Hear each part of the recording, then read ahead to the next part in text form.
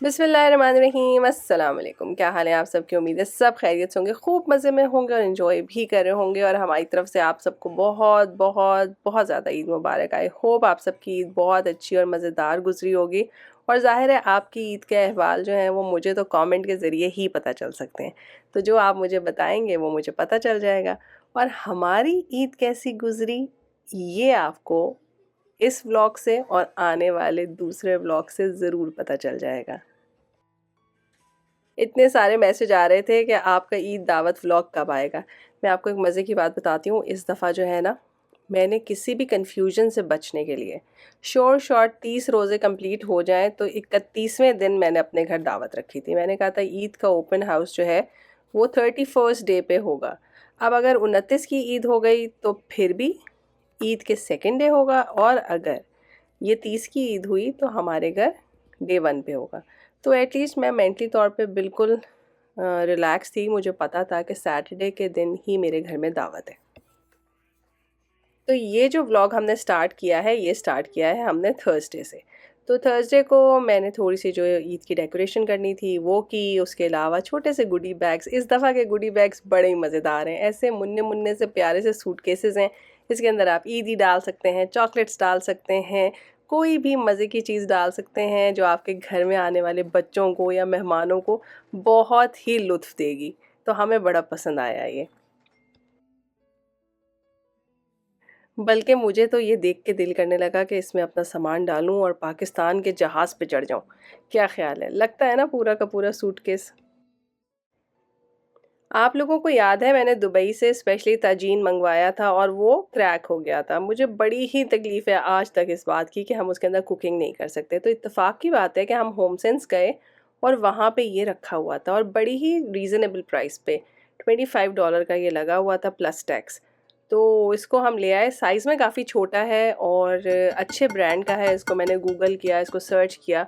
अच्छा, मज़े की बात ये है कि कनाडा आने के बावजूद इसके ऊपर कोई ऐसी कोटिंग या ग्लेज़ नहीं है कि आप इसको डायरेक्ट यूज़ कर सकें। तो इसकी इंस्ट्रक्शंस में यही था कि आपने इसको ओवरनाइट पानी में फ़िल करके रखना है, मतलब पानी में डिप करके रखना है।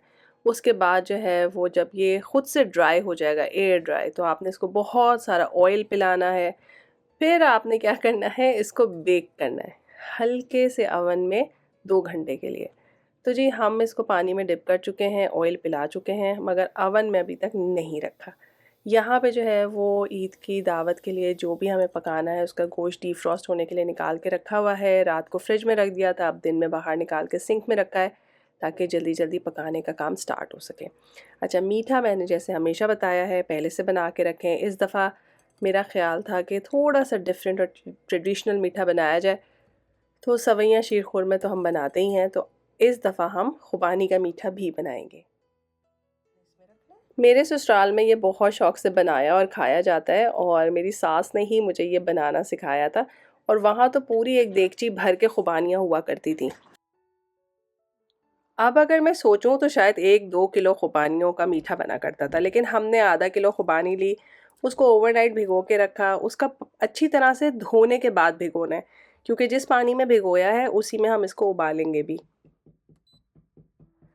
मेरे ससुराल में तो देगची में इनको पकाया जाता था, मगर इसमें चीनी डाल के पानी डाल के मैंने तो डाल दिया इंस्टेंट पॉट में। 12 मिनट का प्रेशर लगाया और जितने भी सीड्स निकाले थे उसके अंदर से हमने निकाल लिए बादाम बाहर। ये बादाम वेस्ट नहीं होने चाहिए भाई। तो बस इतना सा काम था और ये देखिए खुबानियाँ बहुत अच्छे से गल गई हैं। इनको आपने अच्छी तरह से मैश करके, चाहें तो आप इनको थोड़ा सा रनी रख सकते हैं, चाहें तो बिल्कुल ही सुखा के गाढ़ा कर सकते हैं। मैंने मीडियम कंसिस्टेंसी का रखा था क्योंकि अगर मैं इसको थोड़ा सा पतला रखती तो मुझे लग रहा था कि बहुत ज़्यादा क्वांटिटी का मीठा बन जाएगा, फिर वो ख़त्म नहीं होगा। तो मैंने इसको थोड़ा सा रिड्यूस कर लिया था और उसके बाद हम इसको ठंडा करके फ्रिज में रख देंगे। तो हमारा आधा काम तो मीठे का हो गया। और जनाब आ जाते हैं बिरयानी की तरफ। इसको लेके इतने सवाल आते हैं और मेरा ख़्याल है मोस्टली वो बच्चियां हैं जिन्होंने अभी नया नया घर स्टार्ट किया है और ज़्यादा क्वांटिटी में बिरयानी पकाने से वो घबराती हैं। तो देखें, जब भी आपने ज़्यादा क्वांटिटी में बिरयानी पकानी है, हमारे पास तकरीबन 2.5-3 किलो के करीब गोश्त था।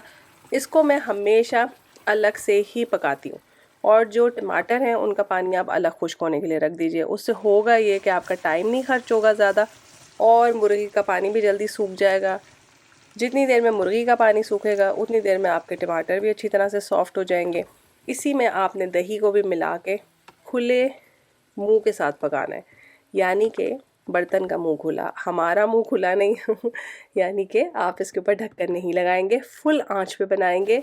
चिकन का पानी मुकम्मल तौर पे खुश्क होने पे आपने इसमें दही और मसाले और लहसुन अदरक का पेस्ट डालना है। इतनी देर में जो आपके टमाटर हैं वो भी अपना पानी सारा छोड़ देंगे, ड्राई हो जाएगा। तो फिर इन दोनों को मिला के जब आप कुक करेंगे तो आपका चिकन बहुत ज़्यादा डुबकियाँ नहीं लगाएगा लिक्विड में। समझ आ रही है मेरी बात? और बहुत आसानी से कम वक्त में आप ज़्यादा क्वांटिटी में बिरयानी का मसाला बना सकते हैं। बेशक इसमें आपके 3 बर्तन ज़रूर गंदे हो जाएंगे, लेकिन मैं बता रही हूँ इसमें किसी भी किस्म का नुकसान नहीं होगा। ना चिकन टूटेगा, ना आलू कच्चे रहेंगे, ना पानी पानी हो जाएगा, सब कुछ कंट्रोल में रहेगा। तो जब भी ज़्यादा क्वांटिटी में बिरयानी बनानी है तो कंट्रोल आपका होना चाहिए, चिकन का नहीं। समझ रहे हैं मेरी बात? यानी कि हर स्टेप आपको पता हो कि कैसे आपने आगे बढ़ना है। तो आलू भी मैंने अलग से उबाल लिए थे, एंड में इसमें मिक्स कर दिया है। थोड़ा सा इसको रनी रखिएगा क्योंकि नेक्स्ट डे जब आप इसे गर्म करेंगे तो ज़ाहिर है ये दोबारा सूखेगा, तो बहुत ज़्यादा ड्राई मसाला मत रखें। अब हम इसको रख देंगे ठंडा होने। और जनाबे वाला आ गया ईद का दिन, और ईद के दिन यहाँ पे सुबह सुबह बस जी नमाज हो जाती है। इस दफ़ा वीकडे पे ईद आई है तो आप समझ ही सकते हैं कि हर एक का काम तो था ही। अब बच्चों की भी जॉब भी थी, बच्चों के असाइनमेंट्स भी ड्यू थे, हर बच्चा मॉर्निंग में बिज़ी था। तो अगर कोई फ़ारिग था तो मैं और हमारा छोटा, तो हम दोनों के दोनों जो हैं वो बड़े ही बोर हुए उस दिन। हमने सोचा अरे यार ये कैसी ईद है। हालांकि हम रात को डिनर पे इनवाइटेड थे। अच्छा, हमारी दोस्त ने लंच पे भी इनवाइट किया था, जिसे हमने एक्सक्यूज़ कर लिया था कि भाई अगले दिन खुद घर में इतनी बड़ी दावत है तो कुछ काम करेंगे। लेकिन हुसैन का लटका हुआ मुंह देख के मुझे लगा कि हमें चले जाना चाहिए। तो बस फिर हमारे हस्बैंड, मैं और हुसैन, हम सिर्फ 3 लोग ही गए अपनी दोस्त के पास लंच पे। और बेटियों को मैं काम सुपुर्द करके गई कि भाई जब मैं वापस आऊँगी तो एटलीस्ट ये बेकिंग हुई भी हो, ताकि जब हमने डिनर पे जाना हो तो हमें तसल्ली हो कि हमारा बहुत सारा काम हो गया है। अदरवाइज़ अगले दिन की दावत के लिए बहुत हेक्टिक हो जाएगा। और जनाब जब हम घर से निकले थे तो मौसम बड़ा ही खुशगवार था, लेकिन हम जब तक इनके घर पहुंचे इंतहाई शदीद ठंडी हवाएं चलनी शुरू हो गई। अच्छा हाँ, मुझे बहुत सारे मैसेज आ रहे थे कि ईद के कपड़े ज़रूर दिखाइएगा। मैं तो भूल ही गई। चलें, मैं आपको अभी आगे दिखाऊंगी घर जाके, क्योंकि इस वक्त तो मैंने कोई पिक्चर ली नहीं थी कि मैंने ईद पे इस दिन लंच के टाइम पे क्या पहना था। तो इन्होंने बहुत अच्छा सा अरेंजमेंट किया हुआ था। एक और फैमिली मौजूद थी। डाइनिंग टेबल को उन्होंने चार्जर प्लेट्स के साथ बड़े ही अच्छे तरीके से सेट किया हुआ था। तो अल्हम्दुलिल्लाह बड़ा अच्छा नाइस सा लंच था। अच्छा, मज़े की बात यह है कि आप रोज़े जैसे ही ख़त्म करते हैं तो नेक्स्ट डे आपसे कुछ ज़्यादा खाया नहीं जा रहा होता। और मुझे पता था कि हमने रात को डिनर पे भी जाना है, तो बस मैंने हाथ तो बहुत ही हल्का रखा कि ऐसा ना हो कि कोई ओवर ईटिंग हो जाए और जिसकी वजह से मेरी नेक्स्ट डे की दावत पे किसी किस्म की मुश्किल आए। जब इस लंच पे मैं आ रही थी ना तो मेरे दिल में ना 50-50 था। बेसिकली मेरा दिल चाह रहा था कि मैं घर में ही रुकूं और आने जाने का और बैठने का जो टाइम है वो हम अपने नेक्स्ट डे के ओपन हाउस की तैयारी में लगा दें, ताकि डिनर पे हम सुकून से जा सकें कि भाई बहुत सारा काम निपट गया है। लेकिन जब मैं इनके यहाँ बैठी, बातें की, लोगों से मिले तो तसल्ली हुई। भाई ज़ाहिर है ईद के दिन में आपको अपने कोई ना कोई लोग तो चाहिए ही होते हैं ताकि ईद की खुशी का एहसास तो हो सके। रमज़ान माशाल्लाह बहुत इबादतों का महीना होता है, और ईद के दिन अगर आपको दिल में खुशी महसूस होती है ना तो यकीन करें आपकी इबादतें कबूल हो जाती हैं। तो अल्हम्दुलिल्लाह ये अल्लाह ताला की दी हुई नेमत होती है। ईद का दिन मनाना, खुश होना हर एक का हक है। और अगर आप खुश होते हैं, उसके लिए थोड़ी सी एफ़र्ट करते हैं, कोई ना कोई आपकी इसमें मदद करता है, तो ये बहुत बहुत बड़ी ब्लेसिंग है। और जैसा कि मैंने कहा था कि रमज़ान के फ़ौरन बाद खाना खाना बहुत दुश्वार हो जाता है। लोग एहतियात से खाते हैं। तो बस जी, चाय भी 2 तरह की बनी, किसी ने ग्रीन टी पी, किसी ने नॉर्मल टी पी, और आपकी बहन ने तो नॉर्मल टी ही पी क्योंकि मैंने उस दिन नाश्ते में भी चाय नहीं पी थी। तो आहिस्ता-आहिस्ता जो है वो नॉर्मल खाने-पीने की आदत जो है वो दोबारा से वापस आ जाएगी। ज़ाहिर है ऐसा ही होता है, लेकिन अल्हम्दुलिल्लाह रमज़ान खैर से गुज़रा और हमेशा रमज़ान के जाने का ना अफ़सोस बहुत होता है और साथ में उम्मीद भी होती है कि इंशाअल्लाह ताला अल्लाह ताला अगले साल का रमज़ान फिर से देखना नसीब करे। आमीन सुम्मा आमीन। तो बस जी इन्होंने नए पौधे ने लगाए थे अपने किचन में, तो मैं जाके वो जल्दी से उनका मैंने जायज़ा लिया। वाह! बड़े प्यारे लग रहे हैं पौधे माशाल्लाह माशाल्लाह। और फिर उसके बाद जो है वो हम निकल आए हैं और वापसी की तैयारी है। इतनी तेज़ हवा चल रही थी कि एक गुब्बारे का बंच जो है वो उड़ के लॉन में चला गया था। ख़ैर उसको पकड़ के लेकर आए क्योंकि नेक्स्ट डे भी इनके घर दावत थी, तो इन्होंने कहा इसको अच्छी तरह से मैं बांध देती हूँ ताकि जब नेक्स्ट डे के गेस्ट आएँ तो एटलीस्ट मेरी डेकोरेशन तो सलामत रहे। कनाडा के मौसम का पता ही नहीं चलता कब क्या से क्या हो जाए। इतनी सारी जागने वाली रातें गुजरी और फिर इतनी तैयारी भी की थी, तो गाड़ी में बैठते ही नींद के झोंके आने लगे। अल्हम्दुलिल्लाह घर पहुँचे तो बच्चों ने बेकिंग कर ली थी और जैसे मैंने बताया था बिल्कुल वैसे। नॉर्मल जो चॉकलेट केक का बैटर मैंने आपको बहुत दफ़ा सिखाया है, उसी बैटर से हमने कपकेक बनाए और उसी बैटर से हमने केक भी बनाया। लेकिन इस दफ़ा केक के साथ हमने क्या किया कि एक राउंड बड़ी डिश में हमने केक बनाया और छोटा केक का पैन जो है वो उसके अंदर फिक्स कर दिया। तो अब आप देखें वो बैटर इसी तरह से केक बन गया है जैसे एक चाँद होता है ना अच्छा आइडिया? और यहाँ पे जिनके घर हमने जाना था उनके बच्चों के लिए ईदी के एनवेलप हमने बनाए, तो मुझे याद आ गया कि मेरे पास ये बड़े अच्छे फैंसी से स्टिकर्स पड़े हुए हैं। ये बहुत कन्वीनियंट है, ये आपके किसी भी प्लेन से पेपर को बहुत ही ग्लैमराइज़ कर सकते हैं। आप इनको बहुत तरह से यूज़ कर सकते हैं, बच्चों के आर्ट के लिए भी काम आ सकते हैं। ख़ैर हमने तो इनको लिफ़ाफ़ों को सील करने के लिए इस्तेमाल किया और वाक़ई ये लिफ़ाफ़े सील लगा के और प्यारे लगने लगे।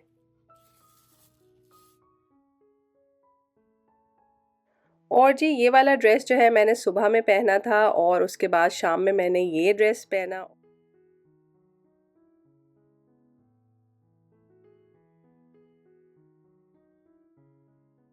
और ये है बच्चियों के ड्रेस। तो अल्हम्दुलिल्लाह पहले दिन के लिए हम मुकम्मल तौर पे अच्छे से प्यारे से तैयार हो गए और चल पड़े डिनर के लिए। और यकीन माने गाड़ी में बैठते ही इतने नींद के झोंके आ रहे थे कि मेरा तो दिल चाह रहा था कि ये 15 मिनट की ड्राइव में मैं सो ही जाऊं, लेकिन कोई ना कोई बच्चा आपसे बात ज़रूर करता है और आपको सोने नहीं देता। आपके साथ ऐसा होता है या नहीं? मेरे साथ तो हमेशा होता है, जब मेरा दिल चाहता है मैं ज़रा सी एक झपकी ले लूँ, कोई आ जाएगा मामा, और फिर आप उठ जाते हैं। तो जी 15 मिनट कौन से तवील होते हैं, झटपट गुज़र जाते हैं। तो अल्हम्दुलिल्लाह पहुँच गए वहाँ पे और वहाँ पे काफ़ी रश लगा हुआ था, उससे मुझे अंदाज़ा हो गया कि मेहमान जो हैं वो पहुँच चुके हैं।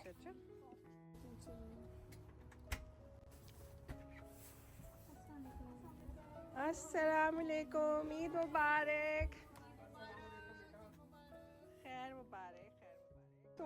यहाँ पे भी इस कदर रौनक लगी हुई थी, उनके अपने कुछ रिलेटिव्स थे, कुछ फ्रेंड्स थे, कुछ फ्रेंड्स के फ्रेंड्स थे। अल्हम्दुलिल्लाह माशाल्लाह नए-नए लोगों से मुलाकात होती है, बड़ा मज़ा आता है। देखिए अपने ग्रुप से मिलने में तो आता ही है मज़ा, लेकिन कोई नए लोग भी हों तो और मज़ा आता है ना?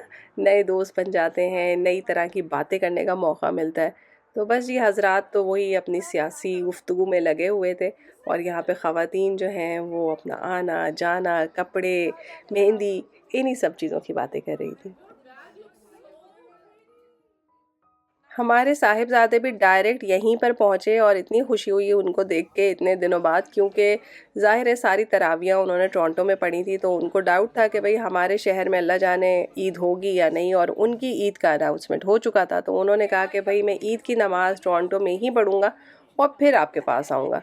तो ज़ाहिर है सुबह में वो भी नहीं थे, तो इस वक्त वो यहाँ पे पहुँचे तो उन्हें देख के हमें डबल खुशी हुई अल्हम्दुलिल्लाह कि ईद वाले दिन अपने बच्चों से मुलाकात हो जाए। भाई अब तो मुझे लगता है ये ज़माना आ जाएगा अनकरीब हमारे ऊपर के हमें भी बच्चों से मिलने के लिए इंतज़ार करना पड़ेगा। जैसे हम भी तो किसी के बच्चे हैं ना, कहाँ हम हर ईद बकरीद शब रात अपने फैमिली से मिलने जा पाते हैं, इतनी इतनी दूर हम बैठे हुए हैं, पॉसिबल ही नहीं है।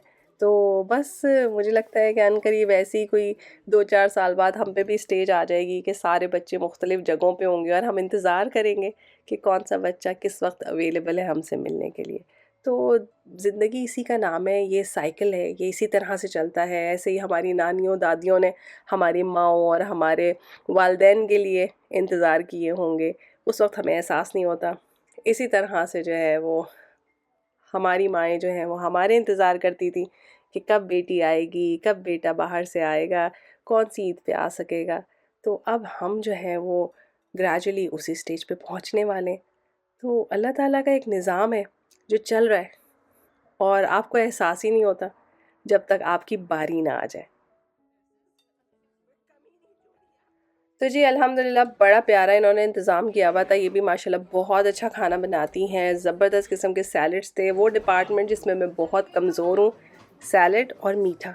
इन दोनों डिपार्टमेंट्स में इन्होंने तो भाई मैं कहती हूँ मास्टर्स किया हुआ है। एक से एक अच्छा मीठा होता है इनके घर में और मज़ेदार किस्म के सैलड्स होते हैं। बहुत मज़ा आता है, दिल बहुत खुश होता है।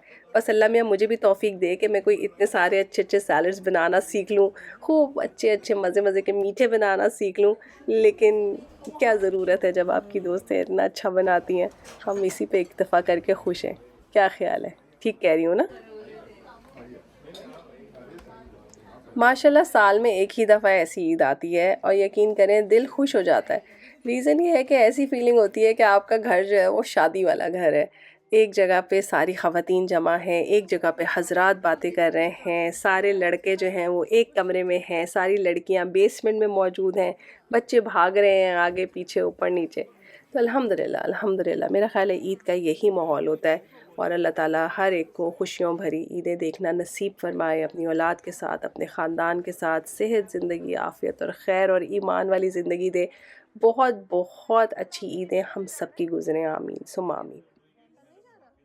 हालाँकि मैंने लंच में ज़्यादा नहीं खाया था, लेकिन बस वही मुझसे तो डिनर पे कुछ खाया ही नहीं जा रहा था, तो फिर जो हमारी मेज़बान है वो मीठा का प्याला लेकर सामने आ गई। उन्होंने कहा नहीं, ये मीठा तो खाना पड़ेगा क्योंकि ये हमारी बेटी ने बनाया है।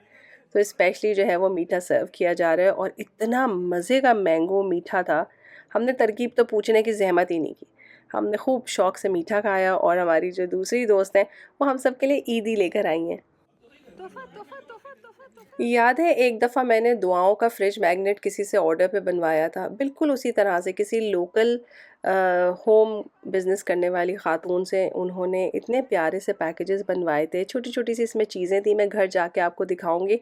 तो बैठे-बिठाए हर ख़ातून को भी ईदी मिल गई और इतना मज़ा आया। ज़ाहिर है बच्चों के लिए तो हम एक्सपेक्ट करते हैं कि उनके पास कुछ ना कुछ हो, लेकिन हमें कुछ मिले, उसका मज़ा ही अलग होता है ना?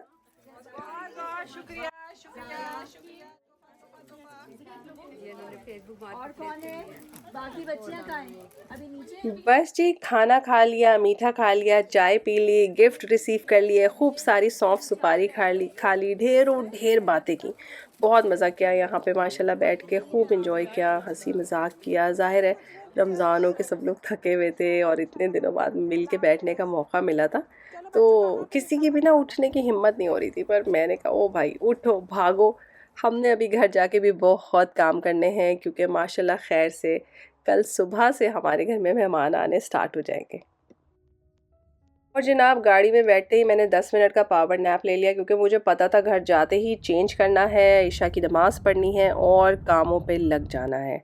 ऑलरेडी मैं बहुत सुबह से उठी हुई थी, 29th की पूरी रात की जागी हुई थी, तो मेरे में हिम्मत बहुत कम थी। तो रेस्ट बड़ा ज़रूरी है बहनों, अदरवाइज़ काम नहीं होता। यहाँ पे ईदियों का एक्सचेंज हो रहा है और ईदियाँ गिनी जा रही हैं, तो माशाल्लाह माशाल्लाह माशाल्लाह भाई बहन इसी तरह से आपस में इत्तेफाक मोहब्बत से बैठें और बातें करते रहें, अच्छा लगता है। तो मैं आपको दिखा दूँ जी हमें गिफ्ट में क्या मिला। यहाँ पे एक छोटा सा पैकेट था, उसके अंदर फ्रिज मैग्नेट है जिस पे आयतुल कुर्सी लिखी हुई है, बहुत प्रिटी है माशाल्लाह माशाल्लाह, बहुत मुझे पसंद आया ये।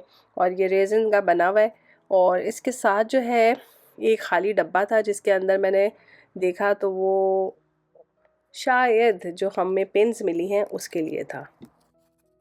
मुझे तो यही समझ आया कि अब और क्या इसमें रख सकते हैं, तो फिर मैंने वो पिन्स निकाल के इसके अंदर रख दी। मेरे ख़्याल में तो ये इसी मकसद का है, अगर आप लोगों को लगता है कि किसी और काम का है तो ज़रूर बताइएगा। और जी इसके अलावा हमें मिली बड़ी मज़ेदार किस्म की एक नलकी जिसको टेस्ट ट्यूब कहते हैं। उस टेस्ट ट्यूब के अंदर मुझे नहीं पता क्या है, मुझे ऐसा लग रहा है कि ये शायद मेहंदी है। ये मुझे पूछना पड़ेगा कि इसके अंदर क्या है। और जी लास्ट ईयर भाई शोर मचा हुआ था फर्शी शलवार और इस दफ़ा कश्मीरी चूड़ियाँ। पर अल्हम्दुलिल्लाह हमारी दोस्त ने बेटियों को दे दी कश्मीरी चूड़ियाँ। अल्लाह का लाख लाख शुक्र है जी, सारे फ़ैशन पूरे हो गए। तो खैर से रहिए, आबाद रहिए, खुश रहिए। अल्लाह ताला हमें अपनी हिफाजत में रखे, हर बुरी नज़र और आफत से बचाए। नेक्स्ट व्लॉग होगा ईद ओपन हाउस व्लॉग। फिर मिलेंगे एक नए मज़ेदार से वीडियो में। तब तक के लिए अल्लाह हाफ़िज़।